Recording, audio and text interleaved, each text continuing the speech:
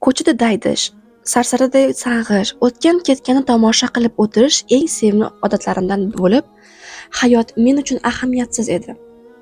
Insonlarning keraksiz va haddan ortiq orzu-yu intilishlari bor deb o'ylardim. Har kallada turfa xil xayol, har kimning yashashdan bir maqsadi bor. Bu holat odamlarning hatto qadam tashlashlariga ham aks etib turardi. Holbuki, hayot bir maqsadni ko'zlab uning ortidan ergashish uchun qisqalik qiladi. Inson bu dunyoga keldimi, vaqtini xush o'tkazishi, ko'nglini yozish uchun hamma narsaga unnab ko'rinishi kerak. Turmush qurish, farzand ko'rish, bola-chaqaga o'ralashib hayot haqiqatlarini topish yo'lida bir umr chiranib o'tish men uchun o'ta ahmoqona ish bo'lib tuyulardi. Hayot jiddiy qabul qilinmay yashalsa, zavq beradi. Men uchun yagona haqiqat shu edi.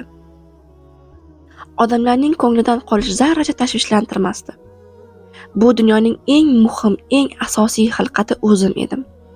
Shuning uchun ham insonlarga nisbatan juda ko'p qo'pollik qilar, arzimas narsalarni deb ularni haqoratlardim. Ko'chaning qarshi tomoniga o'tdim. Ulkan biznes markazi qarshisida turardim. Hademay Surayyo tushlik tanaffusiga chiqadi va pastga tushadi. Ortidan ergashib, uni oshxonagacha zimdan ta'qib etib borish eng yoqtirgan ishim edi. Mavhum bu muhabbat o'yinida g'alaba qozonishni juda istardim. Ammo bu endi men uchun maqsad emas, naq savdoyilikka aylangandi. Ana, Surayyo biznes markazidan chiqdi. Har doimgidek yemakxona tomon ildamlay boshladi. Hayajondan qalbim gupirib, qarshi tomonga o'tib iziga tushdim. O'sha kun umuman boshqacha kun ekanini keyinroq anglab yetdim. Ortdan kelayotgan xushsurat bir yigit Surayyoning qo'lidan tutdi. Shokka tushib qoldim. Qush ko'z o'ngimda bir etib uchib ketgandi. Muzladim, qotdim. Surayyo qo'ldan tutgan yigit bilan o'ynashib, kulishib ketib borardi. Ortida bir vayrona qoldirayotganligini esa hatto sezmadi ham. Turgan joyimda cho'kib qoldim. Go'yo yurak xurujini boshdan kechirayotgandek edim. Bu vaziyatni hazm qilish men uchun oson emas edi. Ayniqsa, telbavor tuyg'ular iskanjasiga tushganim ayni damda buni aslo ko'tara olmasdim. O'rnimdan turib kuzata boshladim. Ular to restoranga kirib ketgunga qadar ta'qib qilib bordim. Shu qadar asabiylashgandimki, tishlarim g'ichirlab, jag'im sinib ketgudek edi. Ilk marta Surayyo meni payqashi uchun urinib ko'rdim. Ammo ko'zlari boshqada edi. U yondagi yigitga barmog'idagi uzukni ko'rsatardi. Yaxshilab qaradim. Nigoh o'ziga emas edi. Chorasiz holda qarshi tomondagi choyxonaga o'tib, tashqariga chiqishlarini kutib turdim. Shunchalar g'azabda edimki, o'zimni qo'lga ola olmay qolishdan qo'rqardim. Birozdan keyin ovqatlanib bo'lib, ishxonaga qayta boshlashdi. Men esa mushlarini siqqancha ularning ortidan ergashdim.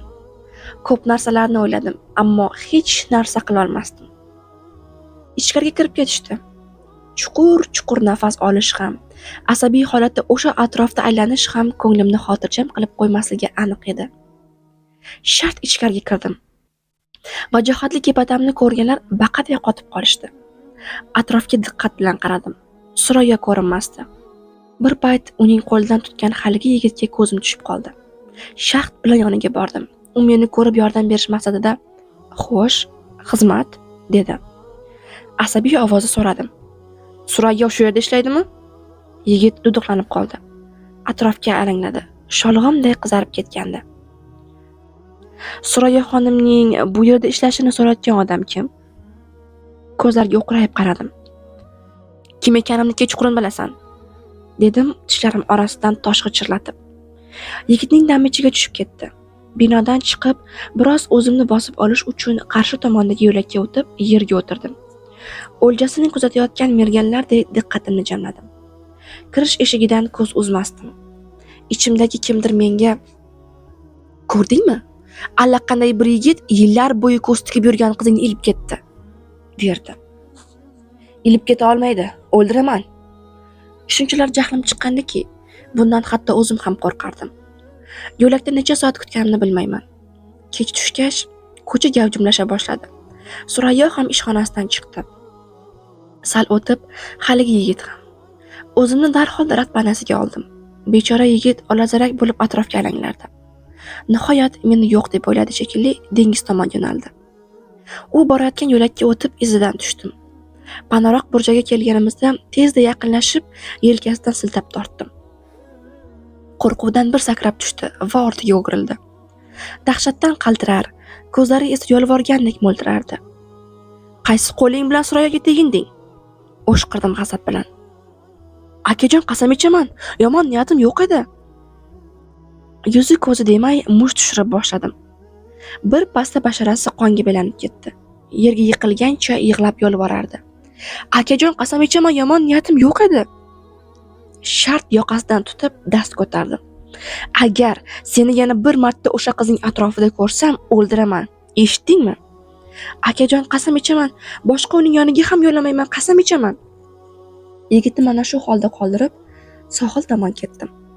Qon yuqib qotib qolgan qo'llarimni dengiz suvida ishqalab yuvdim.